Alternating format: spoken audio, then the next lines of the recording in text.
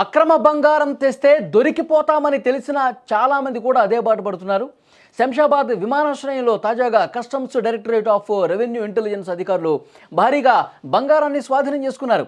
షార్జా నుంచి హైదరాబాద్ వచ్చిన ఒక ప్రయాణికుడి వద్ద నుంచి 1.55 కోట్ల విలువైన బంగారాన్ని పట్టుకున్నారు. అక్రమంగా తరలిస్తున్న ఈ బంగారం గురించి అందినటువంటి సమాచారం మేరకు అధికారులు తనిఖీలు చేపట్టారు. షార్జా నుంచి వచ్చిన ప్రయాణికుడి లగేజీని అధికారులు పరిశీలించారు.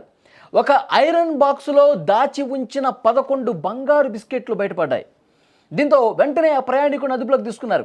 ఈ కేసు విచారణలో భాగంగా కడప జిల్లా ప్రొద్దుటూరులో స్మగ్లింగ్ ముఠాకు సంబంధించిన కీలక సంబంధాలు వెలుగు చూశాయి.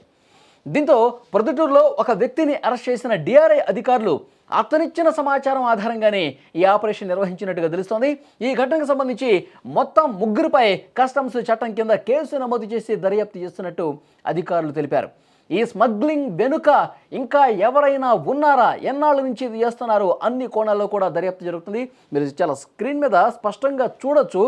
ఐరన్ బాక్స్లో దాచి ఉన్నటువంటి బంగారు బిస్కెట్లను అధికారులు ఏ విధంగా వెలికి తీస్తున్నారో మీరు చూడొచ్చు. అంటే ఐరన్ బాక్స్లో లోపల ఈ విధంగా చేసుకొని తీసుకొస్తే ఎక్కడా కూడా దీన్ని పట్టుకోలేరు, ఎక్కడా కూడా మనం దొరకం, ఈజీగా మనం బంగారం ఈ విధంగా స్మగుల్ చేయొచ్చు అని చెప్పి భావించినటువంటి పరిస్థితి. అందుకే ఐరన్ బాక్స్లో పెట్టుకున్నారు.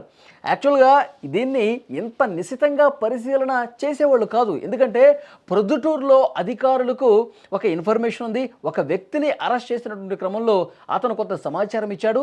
మేము ఈ విధంగా బంగారం తీసుకొచ్చి ఈ విధంగా బిజినెస్లు చేస్తూ ఉంటాము, స్మగుల్ గూడ్స్ ఈ విధంగా తీసుకొచ్చి చేస్తూ ఉంటామని చెప్పి ఒక వ్యక్తిని అరెస్ట్ చేసిన క్రమంలో అతడిచ్చినటువంటి సమాచారం ఆధారంగా ఇప్పుడు శంషాబాద్ ఎయిర్పోర్ట్లో అతను ల్యాండ్ అయిన తర్వాత అతని కోసం రెక్కి చేసి అతను ఏ టైంకి వస్తున్నాడు, ఏ టైంలో శంషాబాద్ ఎయిర్పోర్ట్లో దిగుతాడు, అతను ఎవరు, ఈ డీటెయిల్స్ మొత్తం సేకరించి అతని నుంచి ఇతన్ని అరెస్ట్ చేసినటువంటి పరిస్థితి. ముందు ఏం దొరకలా, ఎక్కడ దాచాడు ఏంటనేది కూడా దొరకల. అతను ఏదైతే లగేజ్ ఉందో లగేజ్లో ప్రతి వస్తువును క్షుణ్ణంగా పరిశీలిస్తే అప్పుడు ఐరన్ బాక్స్లో పెట్టుకున్నటువంటి ఆ బంగారు బిస్కెట్లు వెలికి తీసినటువంటి పరిస్థితి ఉంది. విజువల్స్లో స్పష్టంగా మీరు చూస్తున్నారు. ఐరన్ బాక్స్ను వెలికి తీసి అందులో దాచి ఉన్నటువంటి ఆ బంగారపు బిస్కెట్లను కూడా ఏ విధంగా బయటకు తీస్తూ ఉన్నారో చూడండి. అంటే అసలు ఏమాత్రం అనుమానం రాకుండా, ఏమాత్రం లోపల ఉన్నటువంటి ఆ ఐరన్ బాక్సులో ఉన్నటువంటి ఏదైతే లోపల పరికరాలు ఉంటాయో, ఏవైతే విడి భాగాలు ఉంటాయో ఆ విడి భాగాల్లో అనుమానం రాకుండా ఎంత చక్కగా పొందికగా వాటిని అమర్చి తీసుకొచ్చాడో స్పష్టంగా చూడొచ్చు. అంటే ఒక కొత్త ఆలోచనలతో మనం దొరకకుండా ఉండాలంటే ఇంత వినూత్నంగా ఎలా ఆలోచించాలి, ఏ విధంగా బంగారు బిస్కెట్లు ఇవన్నీ తీసుకురావాలి, ఇవన్నీ కూడా తీసుకొస్తున్నారు. మనం గతంలో కూడా చూసాం, చాలామంది షూస్లో పెట్టుకొస్తున్నారు, అండర్ గార్మెంట్స్లో పెట్టుకొని వస్తున్నారు, ఇంకా చాలా రకాలుగా పెట్టుకొని వచ్చారు. అయినప్పటికీ కూడా వాటిని అధికారులు పరిశీలించి వాళ్ళని శోధించి ఎక్కడ పెట్టుకున్నా సరే వాటిని బయటకు తీస్తూ ఉన్నారు. ఇప్పుడు ప్రొద్దుటూరులో ఇచ్చినటువంటి వ్యక్తి ఆధారంగా ఇవన్నీ కూడా బయటకు వచ్చిన పరిస్థితి. ఇప్పుడు ఇన్వెస్టిగేషన్ జరుగుతుంది. ఇతన్ని అరెస్ట్ చేసినటువంటి అధికారులు అన్ని కోణాల్లో దర్యాప్తు చేస్తున్నారు. అతని ట్రాక్ రికార్డు మొత్తం పరిశీలిస్తున్నారు.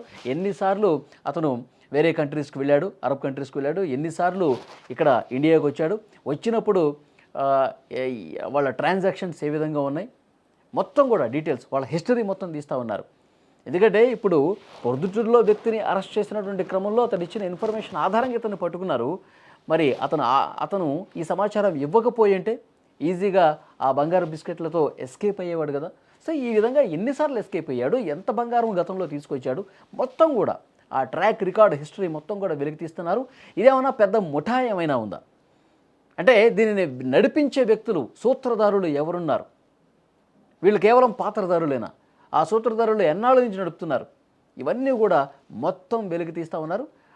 మరికొద్ది రోజుల్లోనే ఇన్వెస్టిగేషన్ పూర్తయిన తర్వాత వాస్తవాలు వెలుగులోకి వస్తాయి.